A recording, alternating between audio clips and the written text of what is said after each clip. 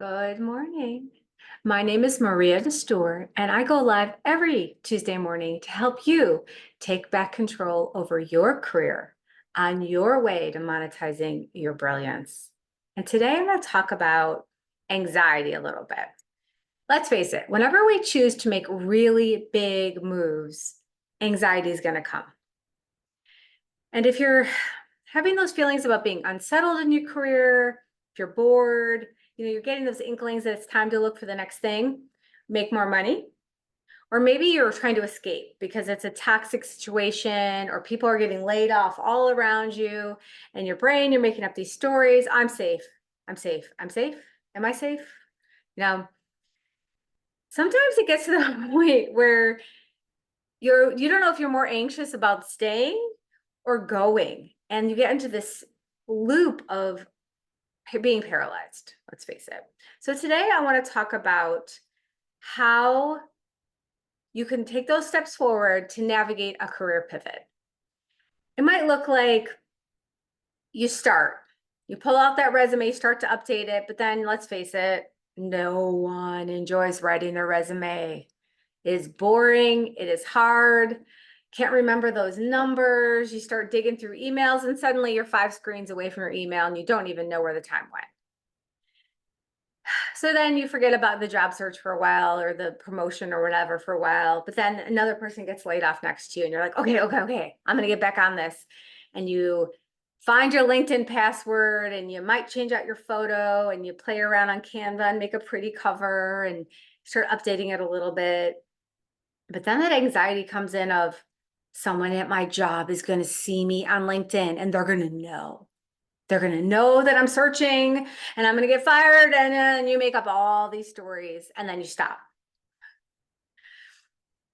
And then you're like, okay, I'm going to network. I'm going to connect behind the scenes so nobody knows. And you go to a networking event and you get excited because you start talking to people and they're doing great things and you start to see potential in your life. And then you start sending out resumes because you're really motivated. But then you start making up these stories. You don't hear anything, you get ghosted, or maybe you get a screening call, but then nothing happens. And you just make up more and more stories about what's going on behind the scenes and why you are not enough and no one wants you.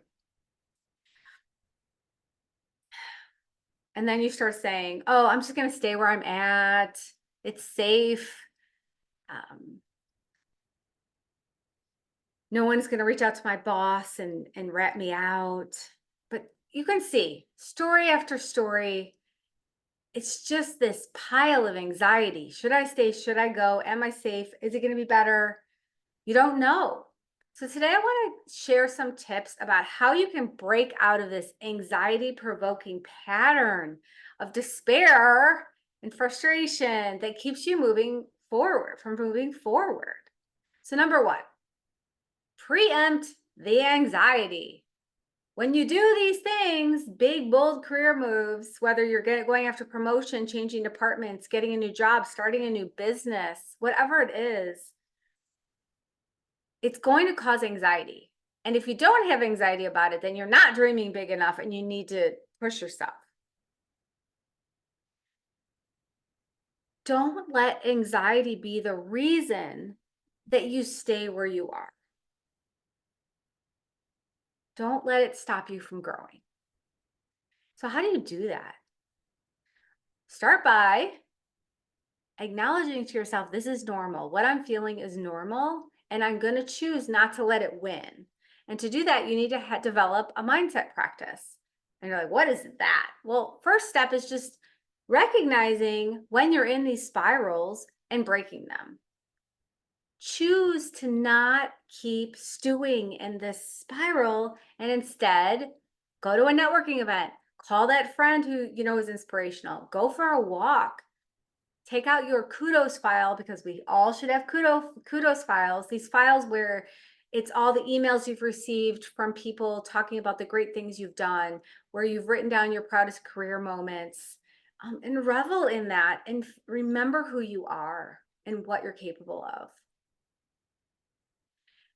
grow your mental fitness. To grow your mental fitness, you need to have a daily practice. Meditating. I run 8-week mental fitness cohorts where I can teach you those skills, and it's run through an app. So it helps gamify it and helps hold you accountable. If you're interested in learning about that, just send me a DM. Here's a big one. Stop surrounding yourself by people who feed your anxiety. The doomsday people, the people who watch the news and just constantly negative, negative, negative. The job market's negative. Oh, if you go over to that company, you're going to be working tons of hours. Anybody who's negative, just stop. Surround yourself by people who lift you up, encourage you, and are going to help you learn and grow. And let's consider, if you need to, seeking out professional support. No shame in that. Do you want to feel like this 1 year from now? Do you want to be stuck in the same place 1 year from now?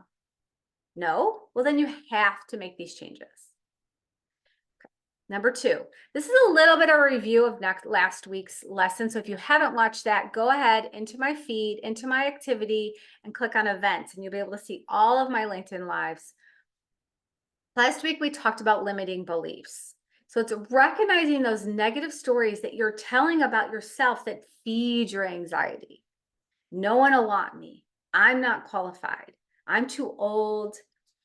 I have no business applying for that leadership position. I only, hit 2 of the 10 descriptors on the want ad. No, apply anyways. You are creating these stories and holding yourself back. And you make them true by telling yourself again and again in your head, or surrounding yourself by people who hold you in your place. Does that make sense? You have control. Take it. And one way to do that is to turn it around into an affirming statement instead. And I'm not saying make up some affirmation that's total bullshit that's going to set off your bullshit meter. I'm going to make $500,000 next year. Okay, that's probably your half your brain is going to be laughing at you while you're trying to affirm this thing. Instead, make up an affirming statement that is supported by who you are in your experience. I will land my next VP of sales role because I have 10 years of sales experience. I have experience navigating $10 million contracts. I've been honored as the top sales professional in my company for 4 consecutive quarters. I'm a people manager, whatever it is. Understand, create the narrative in your head, and then create the affirming statement that you can believe in to lift yourself up.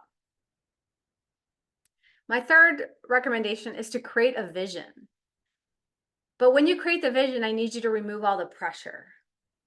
This is, you're letting yourself dream. This is not a, I'm going to do it tomorrow thing. Let yourself dream before you commit to anything. Think about the possibilities and have fun with it. Don't let those anxiety and the imposter monster creep in. Have fun with it. And then once you have a vision, then start to reverse engineer how you're going to get there.